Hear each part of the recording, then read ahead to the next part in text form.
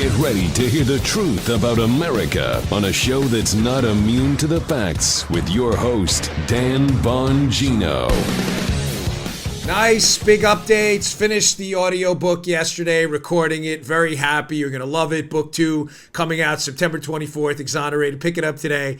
Finished up on it, some finishing touches, re-recorded a few things, make it a little nicer, a little emotion. So I'm really excited about this second book, folks. Please pick it up, pre-order it today. Exonerated. Buy me, available on Amazon, Barnes & Noble, and in bookstores. Friday, stack show today. What do I got for you today? What do we got? Yeah. It's going to be a debunkathon, a liberal debunkathon on the gun issue, which has been rife with misinformation. I've got some updated numbers on the economy. Good news, very good news today, thankfully. And some more debunking global warming hoax stories out there that the liberal media wants you to believe. So it's a stacked show. It is Friday. Welcome to the Dan Bongino Show. Producer Joe, how are you today, my good friend? It's Friday. It is. That was a very long one. Great. It is Friday. Joe, knee deep in emotion on these intros lately. I'm a little banged up today. Yeah. Went to my jiu-jitsu class last night, which I never do on the weekday because I don't like to wake up groggy. But there's a tournament this weekend, so the school is closed on Saturday. So I went last night, and folks, I have to tell you, I took a beating last night. For those of you who do Brazilian Jiu-Jitsu and grappling, I am a purple belt, a no-stripe purple belt. And I took a beating from a 4-stripe blue belt, which are kind of like the same thing. But he was young. I'm not an excuse at all. Listen, no excuses in this game. I'm 44. I think he's 20 or 30. Yeah. But he just was quicker. I couldn't. He just was quicker than me.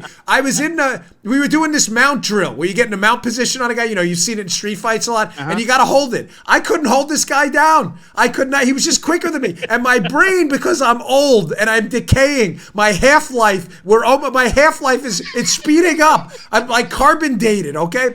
I'm on the mount position, and my brain knows what I'm supposed to do. Prevent him from pushing on the knee. Don't let him buck me up. Sit back, chest to chest, hip to hip. I know exactly what I'm supposed to do. And as me and Joe were talking, he's like, the same thing happens in music, Dan. Your brain says do it, and your fingers just don't work that fast anymore. Right, Joe? Jiu-jitsu's the same way. My brain is like, do this, and my body just won't do it. This kid smoked me, and I came home last night very depressed because I got annihilated in this drill. I just could not hold this kid down, and it's driving me nuts because in my heyday, I would have had no problem.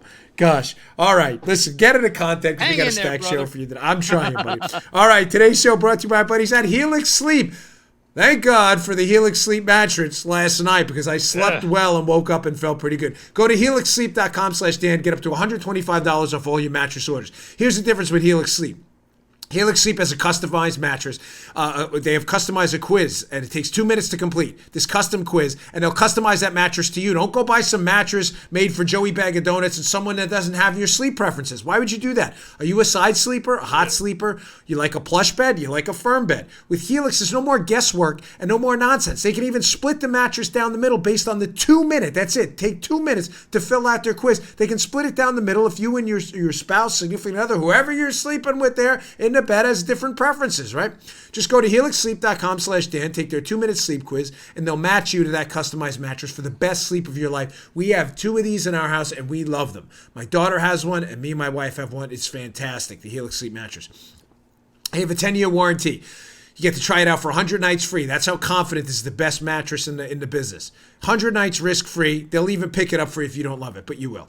Again, get $125 off all mattress orders for our listeners. Go to helixsleep.com/Dan for $125 off your mattress. That's helixsleep.com/Dan for $125 off your mattress. helixsleep.com/Dan. All right, let's go. First, economic numbers are out. Kind of a good news, bad news, more good news than bad news thing. But I like to give you some perspective. Stay with me because I got a stacked show for you today. We're going to get to the gun issue next and the misinformation and the economic, the global warming hoax later. But number one, even CNN had to acknowledge, for those of you who missed it, the job numbers came out this morning, the official U.S. government job numbers, despite the New York Times efforts to Maggie Haberman specifically to insinuate that Trump had leaked the job numbers early. He was talking about the private industry ADP payroll numbers, not the government numbers, but it's the New York Times, whatever. Fake narratives is their thing. Even CNN this morning had to acknowledge that the 130,000 jobs created in August and the subsequent numbers coming out of that were pretty darn good. Listen to CNN, Joe. This must have killed them. Killed them to have to say this. Here you go. Yeah. Take a look at the jobless rate, 3.7%. This remains near a historic generational low. About more than 500,000 people entered the labor market. So these months and months and months of decent job numbers are encouraging people to come back in. So that is an important sign of success in the labor market right now. Business and information services, big job gains there again. Healthcare, these have been driving parts of the economy, really. Healthcare and business information systems. Folks, CNN must have been like this. They were probably seething with rage before having to put this segment on the air. Listen, was it the greatest job number? No, again, I'm going to give you the up and the downside. We're not here to kind of put lipstick on anything. It was a very solid number. Right. The prediction was 163,000, so it was a little below predictions, and there was some revisions downwards to prior months. But here's the upside. The upside is the unemployment rate held steady at historically low numbers, 3.7%, despite the fact that you heard the clip yourself, CNN, not me, not the Dan Bongino show, that 500,000 people entered the workforce. Why does that matter? Folks, it matters because even if we have significant job creation, if more people start to enter the workforce and declare themselves eligible to work, the way the fractions work, and it's pretty simple to figure out, the unemployment rate can actually tick up.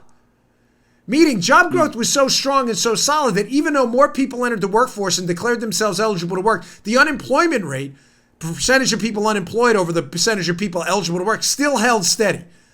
3,000 manufacturing jobs were created. Now, debunking, again, liberal myths, because you know they will lie about this. Even CNN had to tell the truth.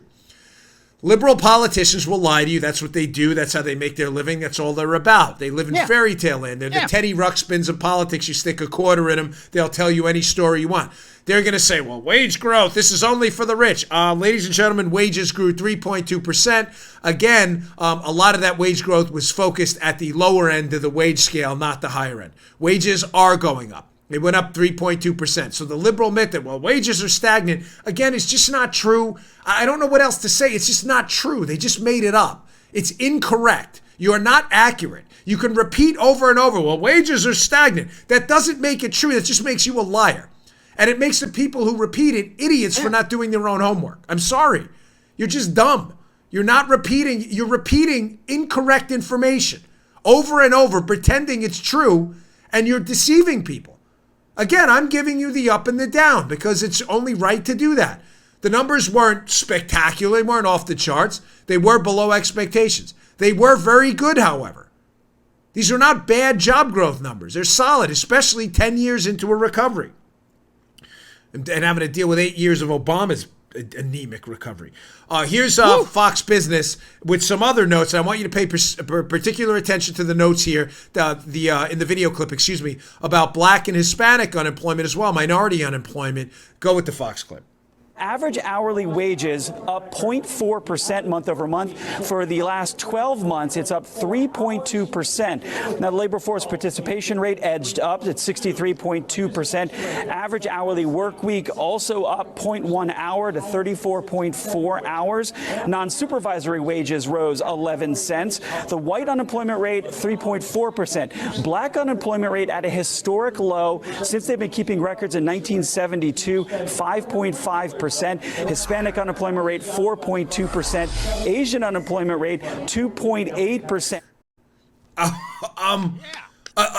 Again, good numbers. Great? No. Very good? Yes. Now, I bring up, and I wanted you to focus on the Black and Hispanic unemployment portion of it at the end. Yeah. And folks, not that matters, if you're unemployed, you're unemployed. Whether you're Black, Hispanic, or Asian shouldn't matter. But it does matter because the liberals are in love with a story, not the story. And their narrative that Donald Trump has been bad for the minority community, Donald Trump the Donald Trump economy, or the economy under Donald Trump, probably a more precise way to phrase it. that this isn't due to Trump. Wages aren't growing. This is only for the rich. Minorities are struggling. Ladies and gentlemen, it's not true. It's just not true. I'm not sure why you want it to be true. You can still vote against Donald Trump if you're a Democrat and you don't like him. Nobody's preventing you from doing that. But why you're living a lie is genuinely puzzling to me. Black and Hispanic unemployment under the Trump economy, the economy under Trump, is flourishing. Unemployment is at historic lows for these minority groups you're saying are being negatively impacted by Trump policies. What you're saying is factually not correct. You're just wrong. You're just wrong. Again, do whatever you want. You want to vote Democrat, you want to vote independent, communist, do your thing. I'm not here I'm not a liberal. I'm not Antifa, the anti-First Amendment group that tell you not to speak out or not to do your thing. I'm just saying if you're voting based on the idea that the economy under Donald Trump has negatively impacted wages in the minority community, you're voting on a lie. Vote for whatever other reason. You don't like a stance on abortion, fine. But you're voting on a lie. What you're voting on is just not true, okay? All right, good job, numbers. One downside that I just want to keep your eye on the ball. Our national debt is exploding. There is no solution on the horizon. And ladies and gentlemen, if we don't fix this soon, again, I can't warn you enough. It's only a matter of time before this implodes on us. So that is the one dark side to all of this in the future, which I've warned you about repeatedly. All right, moving on. Good job, numbers. I want to make sure I covered that right at the top of the show and do what we always do, debunking liberal myths. Now, there was a great article sent to me by a listener. Forgive me, I forget who sent this over, but good job. Great piece. I read a lot of your emails. This was a piece at Reason.com. I want to get into the Second Amendment gun portion of the show because the misinformation out there after the Odessa shooting is just, again, extraordinary. The media refuses to tell the truth. This was a great piece about the gun buyback program, air quotes, which is really a gun confiscation that Beto O'Rourke and others are proposing. The piece is by John Stokes. Reason Mag, the futility of a gun buyback. Before you ask how many Americans will give up their guns, ask how many cops will even try to take them. Excuse me. Very excellent piece. Very extraordinarily excellent piece, to use imprecise English. Up at the show notes today, but definitely worth your time. Go to Bongino.com, read the article, or if you subscribe to my email list, which I always appreciate, I will email these articles to you every day. Great piece. The question they're asking is a fair one. So Beto O'Rourke, Robert Francis O'Rourke, who's really a backbencher now for the presidential nominee, he'll have to drop out soon at some point if this keeps going the way it is. Saying, well, make no mistake, you are going to have to sell back your gun to the government. Well, it can't be a buyback if the government never owned it. The government doesn't own my firearms, so there's no reason for me to sell them back to the government. And as one reader astutely pointed out to me, Joe, I'm going to need a background check on these government officials who want to take my guns back. Fair enough, right, Joe? Now. And great point. And if they don't pass my background check, I'm not interested. So good point. Hat tip to the reader who sent that to me, too. We should demand a background check. Government officials, well, I want to know who they are, right? That's what the government wants from us. So I want that from them, too. Only fair. But having said that, a fair question to ask, because we do facts here, unlike the liberal media that's been lying to you about just about everything, the economy, guns, the environment, everything else. Would a buyback or a confiscation, which it really is, would a confiscation actually work? So there's two things I think we should hit, which this Reason magazine does, Joe, because we do a fair analysis. And number one would be, well, where they've tried policies like this before, because we're trying to give a comprehensive analysis of how this would actually work in the real world, unlike the fairy tale land the liberals live in. Right. It's been tried before. Or models of it have been tried before. And what has been the results? Have people complied? Have the police officers who were supposed to do it complied? Have people actually turned their guns in? Takeaway number one from the Reason piece. Well, ladies and gentlemen, this has actually been tried before. Before I get to this, in New Zealand, this is in the piece, I didn't put it up here though. In New Zealand, they tried this, and only 10% of people actually turned in their guns. But more importantly, if we're not going to use New Zealand, let's use New York. So New York had not exactly a gun confiscation program, but Governor Cuomo, to quote the piece, they had this SAFE Act in 2013. It was one of the toughest gun control laws in the nation, and one of its important provisions, according to the piece, was the mandatory registration of all, quote, assault weapons in the state. Wasn't a confiscation or a ban, so it's not nearly as severe as what O'Rourke and others are pushing, but it was just a registration requirement. So let's see how that worked out. So to be clear, Beto wants to confiscate your firearms. New York implemented a registration requirement if you had a, quote, assault weapon, which is, of course, a fabricated term by the left. It's almost meaningless because they can't even tell you what it is. So all you had to do, you didn't have to turn them in, Joe. You just had to go and register your assault weapons. Well, would it be fair enough, Joe, to say, well, if Beto's talking about confiscating them, how did compliance work when people were only asked to register those? Now, we know in New Zealand the confiscation didn't work at all. 90% of people flipped off the double-barrel middle finger and said, nah, no thanks, I'm not turning those in. Well, let's see. In the Reason piece, how exactly did the registration requirement work out? Well, the answer is, it didn't.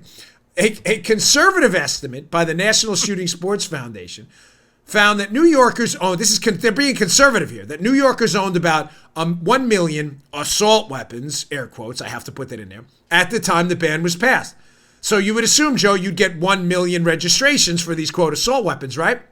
Yeah. Well, yeah, sure. Joe, I'm sorry again, but that's not what happened. So 44,000 were actually registered, which is about 4% of the total. This non-compliance with the law is widespread and mostly open, but the police aren't even doing much about it.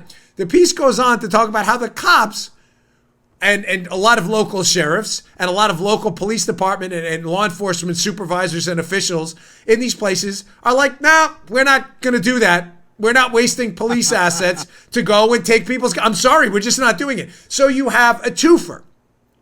So again, unlike liberals who say, like Beto, we're going to confiscate your guns under the guise of a buyback and never think to what Thomas Sowell calls phase 2, right? Liberals never, ever... Thomas Sowell, the most brilliant, I think, economist and philosopher of our time, who I adore in his books. They're just terrific. Changed my whole life. Thomas Sowell always says about liberals that they never ask the question, okay, and then what? Never. They put out these platitudes. They say, we're going to confiscate all assault weapons. They're dangerous. They never say, okay, and then what happens? How do you actually do it? Because when you say, well, we've tried things like this in the past, and then what happened, you get gross levels of non-compliance. I don't mean gross in a qualitatively bad way. I mean gross in the sense of large. You have unbelievable non-compliance. People just say, nah, we're not doing it. And the cops are like, yeah, we're not getting them. So I guess my point is, so what's the point? Now, I want to get to the second part of this in a second, the non-compliance part. But fair enough, I get, again, this show is, I'm a conservative, but I listen to your liberal emails. Sometimes I actually get one guy that said, hey, I'm a liberal, I listen to your show and I disagree. And he actually brought up a good point. I forget what it was a while ago, but I had discussed it on the show. But a lot of the liberal emails I get from people, they don't think things through even in their questioning. Like one person emailed me, for example, a liberal, and said, well, Dan, if you're saying non-compliance with gun laws, in other words, my point on Fox and elsewhere when I talk about gun laws, as a former law enforcement guy myself, has been, folks, criminals don't care about gun laws. The evidence is overwhelming. Where gun laws are the strongest in some of our inner cities, gun crime is the highest. I don't know what else you need to hear. Even my interviews with people in the street, when I arrested them for gun crimes, hey, you know that's against the law. They're like, man, I don't care about that. They like laugh at you like, what are you, an idiot? Gun laws, like you get it from CeeLo on the corner. They don't, I'm not messing with you. They'd be like, it was a real guy, I'd appreciate it. CeeLo, he's got him on the corner for whatever, $500-600.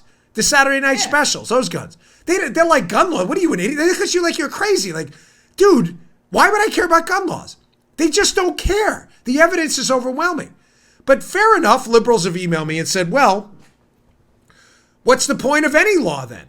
If you think criminals just ignore laws, then we should just abandon that. No, that's not the point. You're missing the point. Ladies and gentlemen, the purpose of laws is to put perimeters and a fence around the behavior of criminals, but to not obstruct the legal big R God-given rights of law-abiding citizens. Let me give you an example, because that may have been a little too word superfluous. We have burglary laws, right? The burglary laws are meant to prevent your God-given big R rights to property. In other words, I have God-given rights to own property, private property. Burglary laws are in effect to say you Joey Bag of Donuts, a criminal, can't take my property. It is against the law, and you can be prosecuted for it. It puts a limit on the bad guy, not on me. Why? Because I'm not a burglar. I don't steal other people's stuff. So do you get it? The purpose of laws, I could give you legions of examples here. Robbery, assault with a deadly weapon. I have the right to life, liberty, and the pursuit of happiness. If you kill me, you've taken all of those. That's why there's a law against homicide. Gun laws work in the opposite. They put perimeters, prescriptions around the behavior of the law-abiding against being able to, they prevent them from being able to protect themselves while doing absolutely nothing to stop the behavior of criminals who don't care. That's how you know it's an ineffective law. It doesn't do anything to stop criminals. They don't care. The evidence is overwhelming. All it does is put obstacles in front of law-abiding citizens who want to exercise their God-given right to protect themselves against said criminals. So your email, which I get, and again, I'm reading them on the air, so I thanks for emailing me. Your email that, well, what's the point of any law? No, you're missing the point of law. It's to stop the behavior of criminals from infringing on our God-given rights, not to stop the God-given rights of people and infringe on them from protecting themselves against criminals. That's not the point of our laws. It's never been. That's why gun laws are so stupid. They don't work. Second, it's amazing from this Reason piece. It's just phenomenal how the liberals, again, change their minds about anything when it comes to laws. Following on, liberals say, well, it's the law of the land. Obamacare, the law of the land. You must respect gun laws. It's the law of the land. But then when it comes to other laws they don't like, liberals are like, forget it. Put up this quote from the Reason piece. This was a great find by the author, it's John Stokes. I mean, who was this who said this? Quote, when a prominent politician kind of goes after these phantom sanctuary cities and talks about how bad they are, basically what he's going after is police chiefs. And I trust police chiefs in terms of knowing what should be done to keep their communities safer. And police department and mayors a lot more than I trust that of a Washington politician. Was that Donald Trump going after gun laws? I ignore gun laws. I trust the locals. No, that was Tim Kaine, Hillary Clinton's vice presidential nominee, talking about how we should just ignore immigration laws and trust the locals to enforce it. What is it? So on gun laws, when the local police chiefs and the mayors who respect the Second Amendment say, we're not enforcing that, we're not confiscating people's guns, lock him up too. Confiscate his gun. But then when it comes to immigration laws, they don't like Joe. And locals say, we're not enforcing that, we're a sanctuary city. They're like, that's great, we trust the locals more. These guys are total frauds. They're total fraud. You understand they're total frauds? They're frauds. Yeah. I don't like Obamacare. Unfortunately, it was passed. I have to abide by it. There's no moral inconsistency there. There's nothing. Having said that, I have an executed God-given right to protect myself enshrined in the Second Amendment. Your law saying the Second Amendment is not the Second Amendment is not a law. I'm sorry. It may be some bill you sign, but it's not a law. They can't have it both ways. The misinformation, Joe, is just incredible. I got more on this. This is going to be, still haven't got to the global warming hoax stuff. This is going to be an absolute debunkathon. Yeah. But I want to get to next, another one of these misinformation pieces. So again, the first piece, just to tie that up, is gun confiscation laws. This is the solution. It's never worked. It's not, nobody's giving you their gun. It's just not going to work. The evidence is overwhelming. The next one I want to get to is the whole donation. This is infuriating, the whole donations thing. The NRA is buying off all these politicians. Really? Let's compare what the NRA spends versus other groups. They're conveniently left out. All right, today's show also brought to you by our buddies at Stamps.com. Stamps.com. Hey, listen, you have time to go to post office? No, you probably don't. You're probably busy like me and Paula, Joe, and everybody else. You got things to do. Who's got time for the traffic, the parking, lugging all your mail and packages? Listen, it's a hassle. That's why you need Stamps.com. What we use here, one of the most popular time-saving tools for small businesses like ours. We save so much time. The time alone is worth it, not to mention the cost savings by using Stamps.com. It eliminates trips to the post office, saves you money. with nice discounts you can't even get at the post office by going there. Stamps.com brings all the amazing services of the U.S. Post Office right to your computer. You a small office sending invoices, an online seller shipping out products? Is that you? You a warehouse sending out thousands of packages a day? It doesn't matter. Stamps.com can handle all of it. That's all of it with ease. Simply use your computer to print out official U.S. postage 24/7 for any letter, any package, any class of mail, anywhere you want to send it. When your mail is ready, hand it off to your mail carrier or drop it in the mailbox. Folks, it is really that simple. With Stamps.com, you get 5 cents off every first-class stamp and up to 40% off priority mail. That is a big savings. It's a fraction of the cost of those expensive postage meters, too. Stamps.com is the biggest no-brainer in human history. Saves you time and money. So no wonder over 700,000 small businesses already use Stamps.com, including us. Right now, my listeners get a special offer that includes a 4-week trial plus free postage and a digital scale without any long-term commitment. Just go to Stamps.com. Here's what you got to do. Click on the microphone at the top of the homepage at Stamps.com and type in Dan. Helps support the show. We really appreciate that. That's Stamps.com. Click on the microphone at the top of the page and enter Dan, D-A-N, my name. We really appreciate that. Thanks to our sponsors, too. Stamps.com. Click on the microphone, enter Dan. Okay. So I've been inundated again with emails from liberals and some conservatives saying, Dan, can you talk about this whole NRA's buying off politicians? They're bribing all these people. It's over. They bought off everybody. But what they call massacre Mitch McConnell, bought up by the NRA. So I said, okay, because the show does facts and data. I think it would be responsible to talk about how lobbying actually works, how much money is spent, how conservative groups influence elections, how liberal groups, and specifically, let's talk about the NRA. Again, disclosure, I have never worked for the NRA, contrary to what liberals tell you, they can't stop lying. I did work at NRA TV, as many of you know. It is not the NRA, as you can tell by the lawsuit now. It was a production company that does production for the NRA. I did not work for the NRA, but liberals will lie to you because, again, that's what they do. So here's a piece by Kimberly Strassel, who is one of the finest reporters out there, who does actual work. Yeah, she's great. No, Joe. You like Kimberly Strassel. Every time I say Kimberly Strassel, you must really like her work. He does, Joe. I always get a yeah out of Joe with that. Up at Potomac Watch, which is her opinion section at the Wall Street Journal, she says the left's lucrative nonprofits, that's the title, powerful interests and dark money are mostly on the Democratic side. Wait, hold on, keep that up. Did she get that title wrong? Kim Strassel, September 5th, 2019. I thought we'd been told by the media out there who lies to us constantly that dark money's a Republican problem. Apparently not.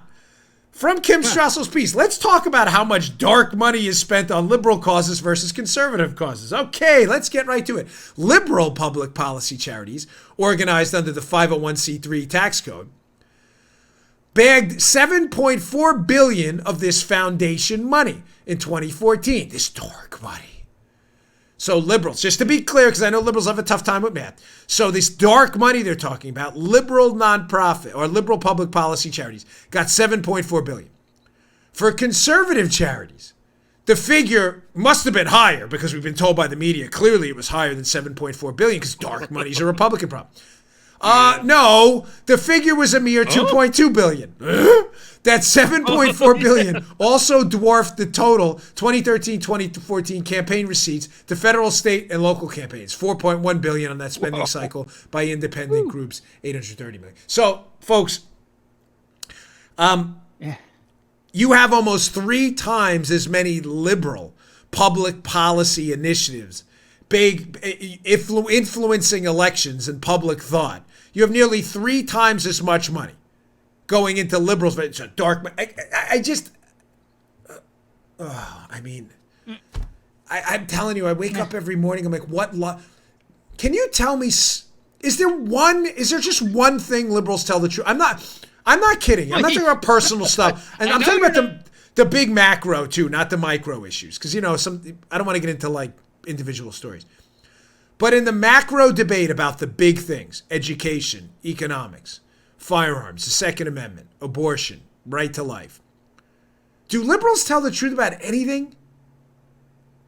I'm not kidding. Like I'm almost at the point now where it's getting so easy to debunk their stuff. I want them to actually debunk me at some point. Dark money's a Republican problem. You guys are getting almost 3 times as much, almost 4 times as much money through these public policy liberal groups than conservative groups are getting. Where's the dark money problem on your side?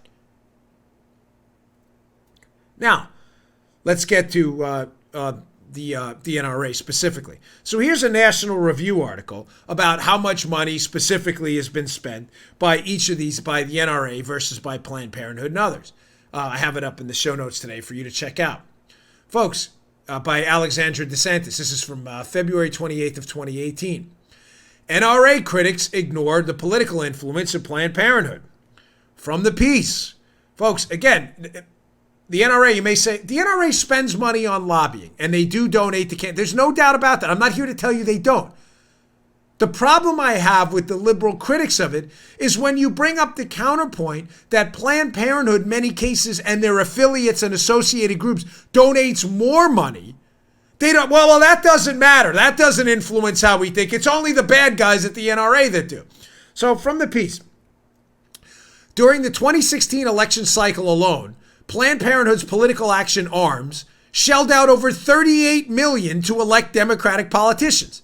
In its 2016-2017 annual report, the group reported spending $40 million on public policy, as well as upwards of $175 million in such nebulous categories as movement building, strengthening and securing Planned Parenthood, and engaging communities.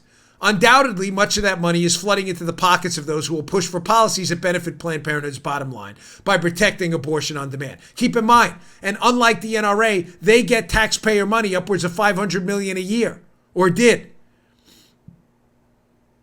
Where's that conversation? Again, I'm not suggesting to you or sitting here telling you that the NRA doesn't attempt to influence public policy in the direction of Second Amendment protections. I'm not saying that. I'm being transparent and honest. Again, I didn't work there. I'm just giving you the facts. But when you look at actual political donations to the NRA since 2012, Planned Parenthood spent $2.6 million on direct political donations. NRA, $2.7, effectively the same amount on donations. Now, they did spend, depending on the estimates used, $55 million on issue advocacy and elections in 2016, which is a good amount of money. But again, Planned Parenthood is almost at the exact same figure when you're talking about donations, and far greater when you're talking about outside influence. So if we're going to have a fair conversation, the reason I bring this up is that my friend Wayne, who listens to my show, I ran into him in the gym the other day, and he's like, I'm getting tired of this with this constant demonization of the NRA as being this, 700-pound boogeyman in the room. If they're bad, if NRA bad, because they donate money to candidates, and why is Planned Parenthood not equally as bad? No, that's good money. We are advocating for the termination of life in the womb. That's a noble cause. So you have one group advocating for the right for you to protect yourself against criminals. That's what they do. Bad. This group's advocating for wiping out life in the womb. No, that's good money. That doesn't have any effect at all. Again, they're hypocrites.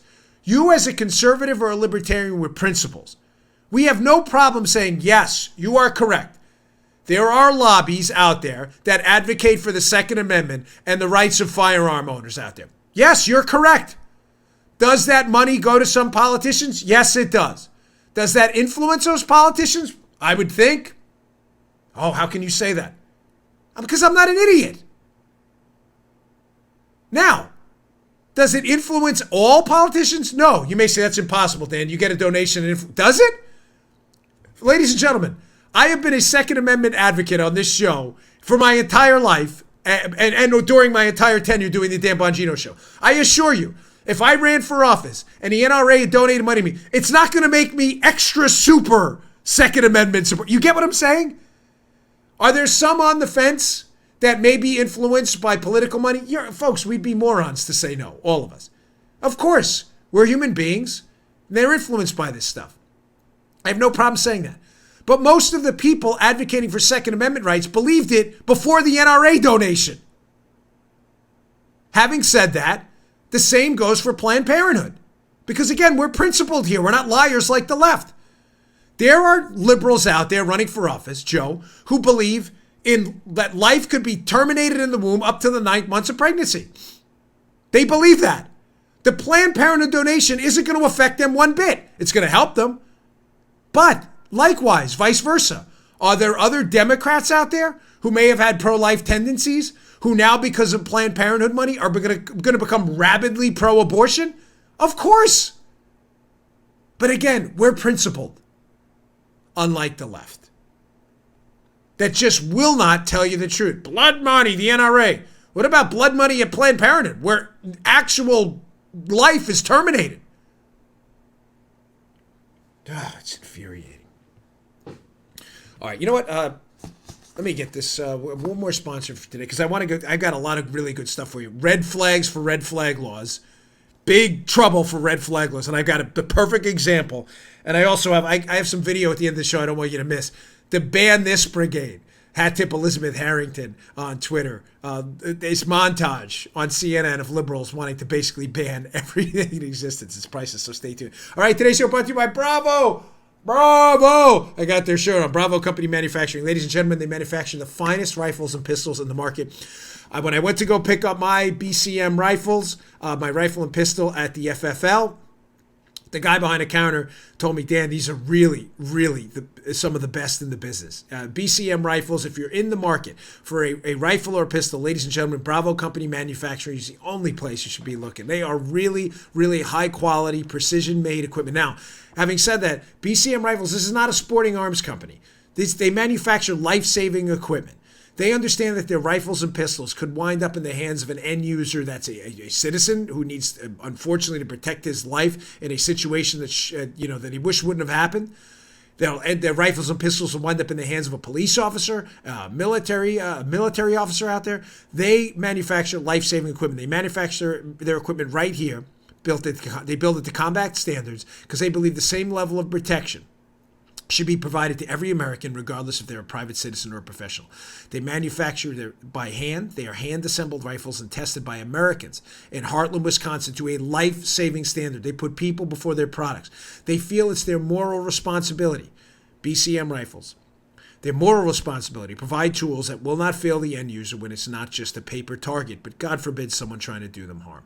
They make life-saving equipment. Ladies and gentlemen, and learn more about Bravo Company Manufacturing. I can't encourage you in strong enough terms to check them out. Head on over to BravoCompanyMFG.com. That's BravoCompanyMFG.com, where you can discover more about their products, special offers, and upcoming news. That's BravoCompanyMFG.com. You need more convincing? Find out even more about BCM and the awesome people who make their products at youtube.com/Bravo Company USA. And thank you for the cool shirts. This is my personal favorite. Check that out.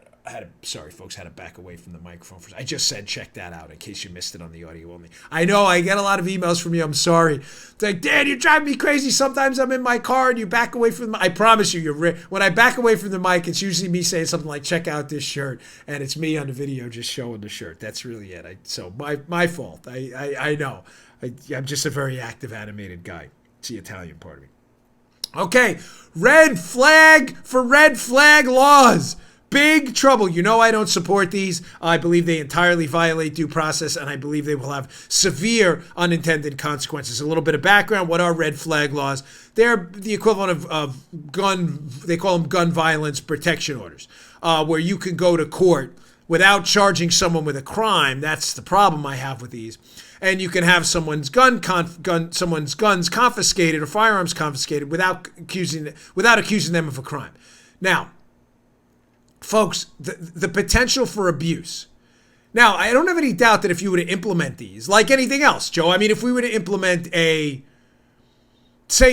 no need for a search warrant policy, right? Say we throw the Constitution out the window. I'll give you an example of why I don't like red flag laws, right?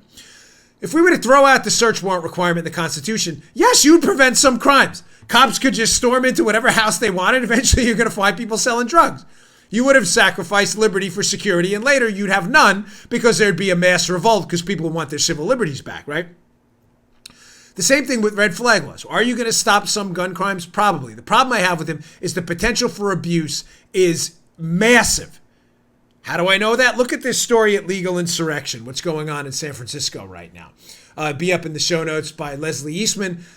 San Francisco declares the NRA to be a, quote, domestic terrorist organization. So let me be clear on this. The same organization, the same city that has a human defecation map so you can avoid stepping in human waste because people consider the streets of San Francisco, because it's so poorly run, a one big public bathroom. As my buddy Tim used to say, I always do the Tim. He was my co-instructor in the Secret Service Academy.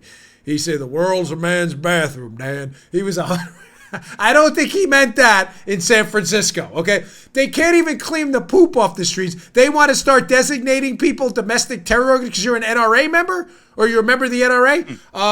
The same people, by the way. Did I lose you on the audio there? Yeah. I did. I was going to say, because I didn't hear you for a second. I was like, where's Joey? Yeah. I usually hear a grunt here and there or something. Yeah.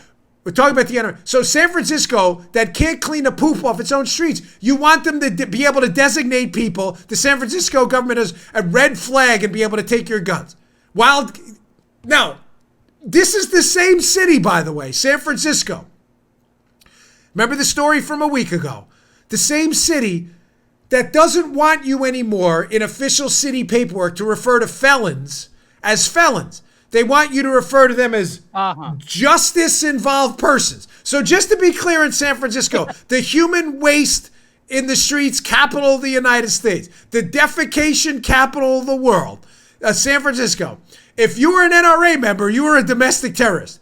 But if you were a felon, you were a justice-involved person. Ladies and gentlemen, if that isn't a red flag for red flag laws, I don't know what is. Stay away. To the Trump administration, this is a really, really bad idea, these red flag laws. They will absolutely blow up in people's faces because governments like San Francisco are guaranteed to abuse them. All right, it was a quick story. Moving on. Last thing on the firearm issue, because it's important. The Bongino rule. Again, I can't tell you this enough. Wait 24 to 72 hours before reporting on an anti-conservative, anti-Trump story making its way around the media. There is a significant, not 100%, but a significant chance the story will be debunked later. Now, I'm just going to give you one example. Here's a tweet by Jim Sciutto from CNN. New Odessa gunman purchased weapon in private sale, which does not require a background check. Josh Campbell, disgraced former FBI guy, reporting. This guy just is a hack on CNN's guy Campbell. So, that of course, remember Jim Sciutto, CNN, and his lackey Josh Campbell. I wonder how many federal arrests that guy ever made. He was like the Comey dude. I think it's the same guy. They're reporting, just so you're clear, again, a story, not the story. And the narrative they're reporting on, CNN, Sciutto, and others, is the Odessa shooting. There was a loophole. We got to fix the law for background checks. In other words, he made his he slithered his way around the law. Yeah. So you're meant to believe here that the law, a new background check law, would have stopped him because what he did was legal. Please tell me you understand before I go on. Because there's a National Review piece I'm going to put up in a second to show you. If you would have waited, unlike Jim Sciutto and Josh Campbell, if you would have waited 24 to 72 hours, which I always do before reporting on these types of stories, you would have found out that the narrative they're trying to tell you, that this guy didn't break the law, Joe, that the law just wasn't strong enough, and if we had better laws, this guy wouldn't have been able to buy this gun. If you would have reported that, you would have been wrong again, like Sciutto. National Review. Ladies and gentlemen, the gun used in the Texas Odessa shooting was illegally manufactured and sold. Jack Crow, National Review, September 5th, 2019. Be in the show notes today. Folks, as I was debating Chris Hahn and Laura Ingraham on Wednesday night, trying to explain to Chris, liberal Chris, who is not getting it lately, the Odessa shooting was an illegal sale. The fact that it was private is irrelevant. It was not legal. The Odessa shooter was prohibited from buying that firearm, 18 U.S.C. 921, And the guy who made it illegally manufactured it and engaged in an illegal sale to him. It was already against the law. What do you want? I said this the other night, and a lot of people email me that I wasn't trying to be funny. I was really trying. The fact that it came off as humorous was unintended. But I said to Chris, so the Odessa shooting, that guy already broke the law, and you want to make another law to make it what, Joe? Extra super califragilistic illegal? Justice League Twins Activate illegal? Like, really, really illegal. Extra super illegal. It was already illegal. So in other words, the story, not the narrative, the story, the real story, if you would have waited, is the Odessa shooter illegally bought a firearm because he didn't care about the law. That's the facts. How do you know he didn't care about the law? Because he did it anyway. He tried to buy a firearm, was told no. So he went around and engaged in an illegal sale. The fact that it was private is irrelevant. If I can hat tip David Harsanyi on Twitter.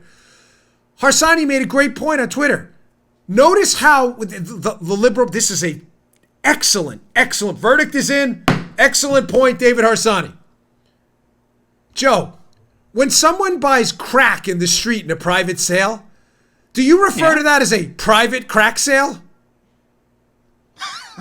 You're laughing, but it's an illegal sale. It's illegal. Yes, thank you. Yes. No one goes, it was a private sale of crack. It was an illegal drug buy. When you buy a gun in the street, right? You sold him crack without a background check? It was illegal. It was illegal. Against the law. The criminals don't care. The guy who sold the drugs doesn't care. The guy who bought the drug, they don't care. They ignored it. Care. This guy did not engage in a private gun sale. It was an illegal gun sale. They're only using the term private sale because they want to reinforce this image that there's this major loophole that these people, and if we just fixed it by another law, it would stop people. There already is a law. If you're a prohibited possessor, you cannot buy and you cannot loan a prohibited possessor a firearm. They just don't care. Reinforcing my point from the beginning that gun laws don't work. Probably just as poorly as a lot of our drug laws. They just don't work. The difference is there is a public good to owning a firearm. You get to protect yourself. There is no public good from smoking crack. None. And I'll make a strong case to you that drug laws don't. I mean, that's a whole other show. I'll probably get some negative feedback on that. But fun. But that's I don't have the time for this here. But at least with crack, it's a very difficult argument to make. Like, you know what? It's good for weight loss. No, it's not. It's a really awful thing and a plague on our society. Owning a firearm is not. Right. People protect themselves, their property, areas that have Second Amendment-based laws and regulations. You see lower property crime rates because people don't want to break into a house where the owner could defend themselves. My gosh, if you just would have waited. But they can't. Reporting it was a private sale. The private crack sale. So stupid. Do you understand? Well, you know, this is what we do on the show. Like, one of the common evergreen themes has always been to point out to you the narrative so you see it now. Whenever you see on Twitter, on Facebook, it was a private sale, your first question should be, was it illegal? Yes, it was. So why does it a private matter? It doesn't matter. What does that add to the story? It was an illegal gun sale. It'd be no different than if a gun owner in a gun store as an FFL sells a gun to a guy who's a prohibited possessor. It was a gun store sale. It was an illegal sale. The law didn't matter. Dano. It doesn't matter. Criminals don't care. Framing. It's how they frame issues. When we learn to pick them apart, we can more effectively debate this stuff. And remember, we're never debating the libs. They're not open to information. I'm sorry. Most of them. You're debating the liberals so the third party guy or woman listening hears it and sees you're the more rational one. All right, moving on. So the ban brigade continues. This is a great montage. Again, hat tip Elizabeth Harrington on Twitter. The CNN telethon on the global warming hoax, which was a disaster for the candidates. They're all on the record now. All these candidates who agreed in the global warming hoaxathon on CNN. They're all on the record now talking about banning everything from cheeseburgers. Bring on the ribeyes, as I said yesterday. What is it? Cheeseburgers, cow... farting. They want to ban everything. Here's a little montage they put together of the global warming hoaxathon and all the bans. Check this out. There's no question I'm in favor of banning fracking. We're going to be okay if the vast majority of the world goes vegetarian immediately. Coal burning plants. No one's going to build another coal burning. We've got to shut the ones down we have. Do you ban plastic straws? I think we should. I love the vision of the Green New Deal. Do away with commercial air travel and a lot of other things. We have to take combustion engine vehicles off the road as rapidly as we can. What about offshore drilling for oil? Would you ban it? Yes. Absolutely yes. Yes. Some of it is with light bulbs, some of it is on straws, some of it, is on cheeseburgers, right?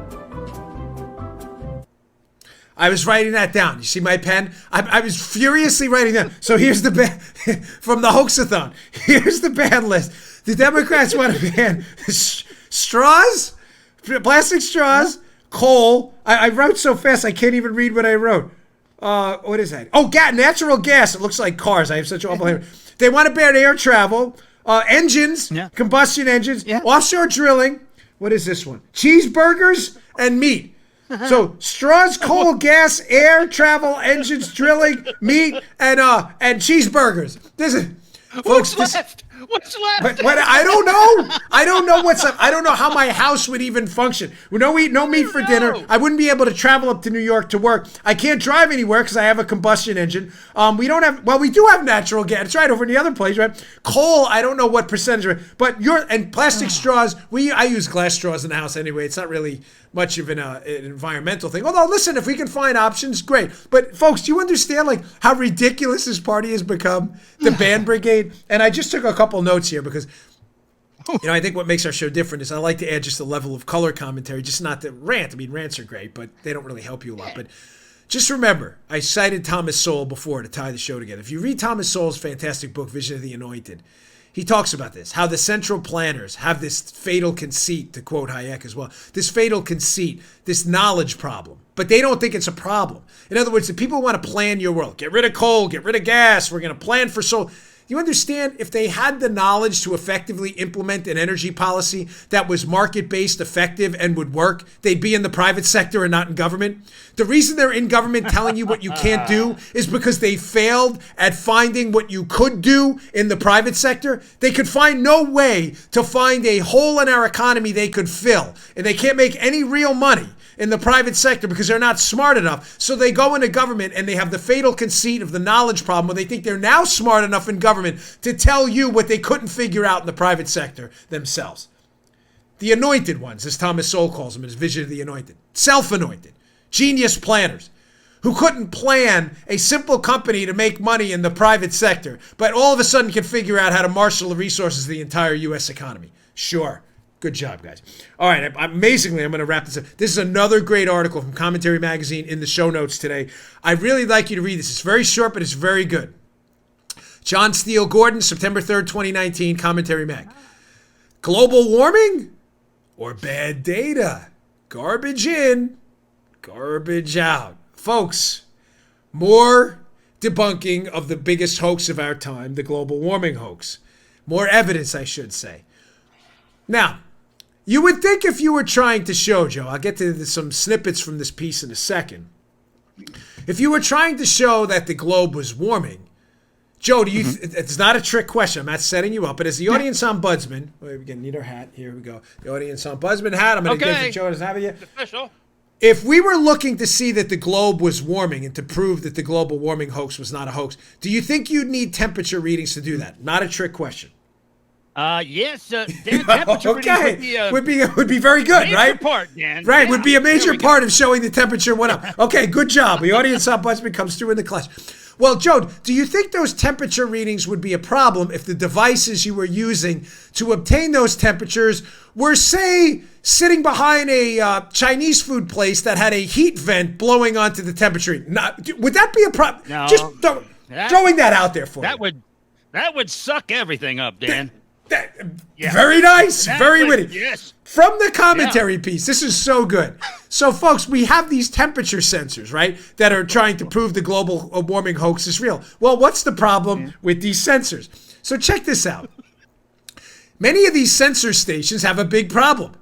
They haven't changed appreciably over the years, but the land around them has, often profoundly, with big growth in urban and suburban areas. Listen to this one. The weather station that was put in the middle of Nassau County, Long Island, where I lived for a point, it was a potato field in 1923. But the sensor's still in the same spot. But the potatoes are long gone. And now it's behind a strip mall, 20 feet from the kitchen exhaust fan of a Chinese takeout joint.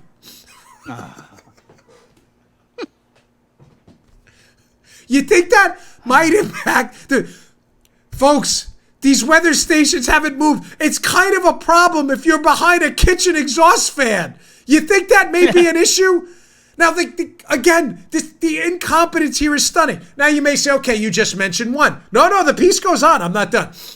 A study by meteorologist Anthony Watts found that almost 90% of the 1,221 weather stations in the U.S. did not meet the National Weather Service's setting standards, which requires that they be at least 100 feet from any artificial heat source or radiating surface. This is unbelievable. You can see some of the most egregious violators here, and they have a link in the piece. Read it. To deal with, here's their solution. This is unbelievable. To deal with this defective information, like a thermometer or a heat station near a heat source, climate scientists, Joe, have adjusted the data to solve the problem. Oh, yeah. Invariably, these adjustments have made earlier data show lower temperatures and recent data show higher ones. Shocker, folks. Do I have another snippet from that piece? I think, because this is such a good piece. We had a record high in Nassau County for January, 98 degrees. What do you do? 98. January was, listen, there were a lot of Kung Pao chicken orders in January. The January in Nassau County, it was 104. Meanwhile, you go to the place and the guy who owns a Chinese food restaurant said record orders of Kung Pao chicken. It's near the exhaust fan. You think you may want to move that? No, don't worry. We'll just adjust it down. It's not 104 in January, Joe. Okay. It was only 82.5. Oh, that sounds right. Nassau County, Long Island. Holy Moses. Oh, Daniel. Oh, my gosh. Folks, this is... Oh, man. Again, I'm not suggesting to you that we don't have an impact on our climate. We do. Of course we did. When we were back in our Neanderthal days, or when the North America was populated largely by American Indians, they lit fires too, folks. Fires emitted, CO2 and other products into the atmosphere. Human beings naturally produce waste as a function of living. It's not a matter of if or not if. It's a matter of how much and what's the impact. I'm simply suggesting to you that the liberal global warming hoax is a hoax. The globe is not warming to some catastrophic levels where we're all going to die. Matter of fact, the piece points out at the end, when you look at NOAA, the National Oceanographic Administration, when you look at their temperature stations, you see the temperature, folks, has been relatively stable for a very long time now. It's all nonsense. Oh, that was all right. That was a fun show. Please subscribe on our YouTube channel. It was a good time. YouTube.com/Bongino. Last segment cracked me up. You're not supposed to laugh at your own jokes, but I thought it was funny. Also, just subscribe to the show, on Apple Podcasts, Google Podcasts. And please pick up my book, Exonerated. It's coming out September 24th. You pre-order it now. You'll have it. And I think Amazon ships out a little early, Barnes & Noble. Please check it out. Just finished the audiobook. You're going to love it. Put a lot of good work into it. So please, Exonerated, Amazon, Barnes & Noble, coming out in bookstores everywhere. I promise you're going to love this book. Remember, I exposed the whole movie script scandal, how they tried this before. Check that out. All right, folks, thanks a lot. I'll see you all on Monday. Good day, sir. All right, today's show is brought to you by our buddies at Brickhouse Nutrition. They make one of the finest nutrition supplements out there. Hey, here it is. Field of Greens. Field of Greens. Now, you'll notice that's empty. Why is that empty? Just like my bottle of Foundation, their other great product. I use this. This is the finest fruit and vegetable supplement out there. This is real food, Field of Greens. This is not cheap extract. This is real ground up, healthy fruits and vegetables, the key to a long, great, healthy life. Your cognitive abilities look better, feel better, perform better. Field of Greens, it's your fruit and vegetable insurance. I love it. Use the product twice a day. It tastes great. This is real, healthy, high quality fruits and vegetables. Think of it as your fruit and vegetable insurance for a long and healthy life. Go to brickhousenutrition.com/Dan. Pick up a jar of Field of Greens. This is empty. I need some more because we use it, me and my wife too. Field of Greens, available at brickhousenutrition.com/Dan. That's brickhousenutrition.com/Dan. Pick it up today. You just heard the Dan Bongino Show. You can also get Dan's podcasts on iTunes or SoundCloud. And follow Dan on Twitter 24/7 at dbongino.